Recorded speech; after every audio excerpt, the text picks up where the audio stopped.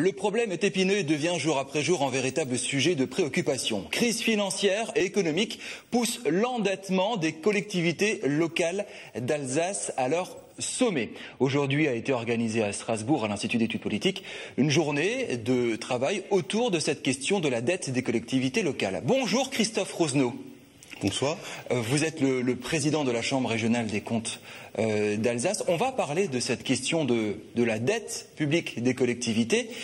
Première question tout d'abord. Alors le sujet est un petit peu complexe, il est surtout très important. On va mettre les choses très au clair tout de suite. C'est quoi la Chambre régionale des comptes? Quelles sont vos missions?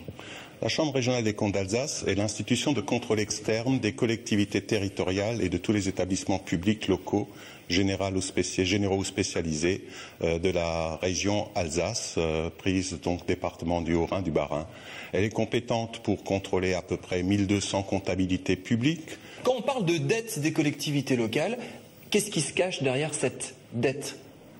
On parle de quoi? La dette des collectivités locales, c'est d'abord le financement des équipements publics, parce qu'on ne finance pas un équipement public de nos jours sans avoir recours à une proportion d'épargne et une proportion d'endettement supplémentaire. Aujourd'hui, j'ai dit tout à l'heure, il y a une crise économique et une crise financière, ce qui fait que la situation économique des collectivités est assez sombre. Certaines sont vraiment en grande difficulté. Est-ce que vous avez quelques chiffres? Je crois qu'en moyenne, en Alsace, c'est 2200 € par Alsacien. C'est ça, en gros, l'encours de la dette? Effectivement, les chiffres qui nous sont donnés quand on consolide la dette et qu'on la ramène par habitant est de l'ordre de 2200, 2250 € par habitant. Mais ceci est toute la dette confondue, c'est-à-dire à la fois des départements, de la région, oui, de la commune, des communautés de communes, mais aussi des établissements publics hospitaliers, voire des offices d'habitat. Ce n'est pas beaucoup. C'est beaucoup ou pas? Faut s'inquiéter. Ça dépend à quoi on ramène ce chiffre.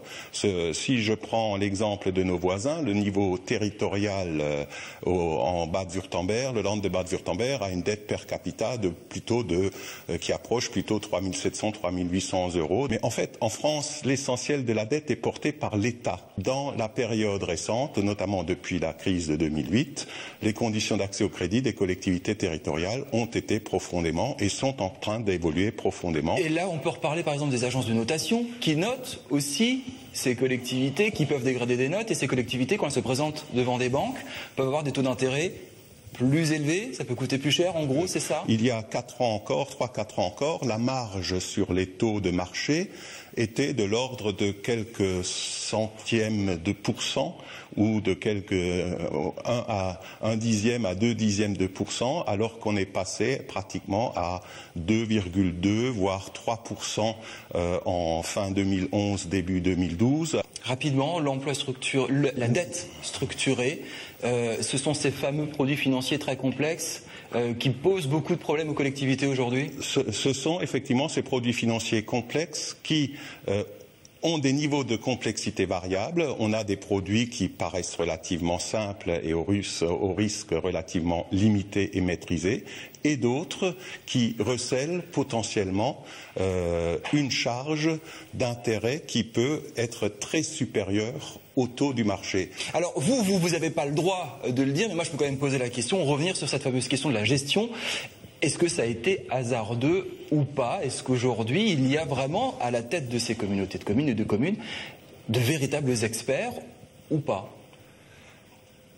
Il y a eu incontestablement des contrats qui ont été signés alors qu'on ne mesurait pas complètement, ou voire pas du tout, le risque potentiel sous-jacent. En fait, il faut comprendre que ceux qui ont signé ces contrats étaient dans des préoccupations à courte vue, c'est-à-dire le souci de payer le moins de charges d'intérêt possible pendant un temps plus ou moins long. Mais ce faisant, ils ont reporté sur le futur un risque qui, s'il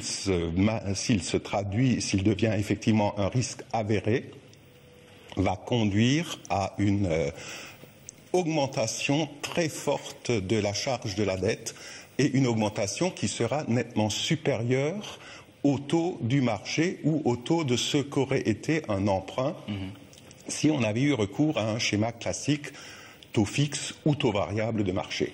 Alors, l'exemple le plus intéressant est évidemment Strasbourg. L'endettement de la ville de Strasbourg est passé de 85 millions d'euros, je crois, en 2005 à 233, voire 281 millions d'euros. Et l'une de vos recommandations, c'était une sorte de quoi? Nouvelle stratégie. Il fallait des éclaircissements. Il n'y avait pas d'opacité, mais du mal à comprendre comment fonctionnait un peu cette trésorerie. C'est ça? Je ne vais pas répondre sur le cas particulier d'une grande collectivité, vous le comprendrez bien, mais les recommandations constantes de la Chambre sont que l'organe délibérant, c'est-à-dire le conseil de la communauté ou le conseil municipal, soit informé des options prises en matière de gestion de dette.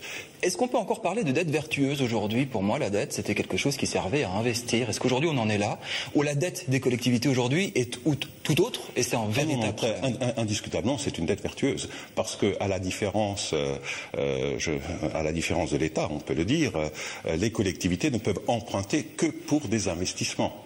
C'est-à-dire des immobilisations qui traduisent un enrichissement au bilan de la collectivité. C'est-à-dire on emprunte pour construire des routes, pour construire un équipement public, pour construire... Mais alors vous expliquiez tout à l'heure, c'est l'État, en gros, qui absorbe ces dettes. Aujourd'hui, on a des présidents de collectivités qui disent justement l'État ne nous aide pas, on a des déficits, il faut qu'on fasse des arbitrages. D'où ça vient alors?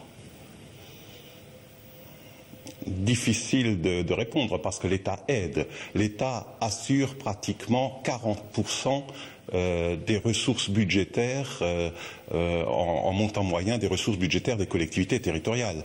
Simplement, la question est, avec les transferts de compétences donnés aux collectivités territoriales et notamment aux collectivités territoriales les plus importantes, départements principalement et régions, les charges dans le temps de ces compétences transférées peuvent évoluer. Donc cela renvoie bien également à une responsabilité des collectivités territoriales.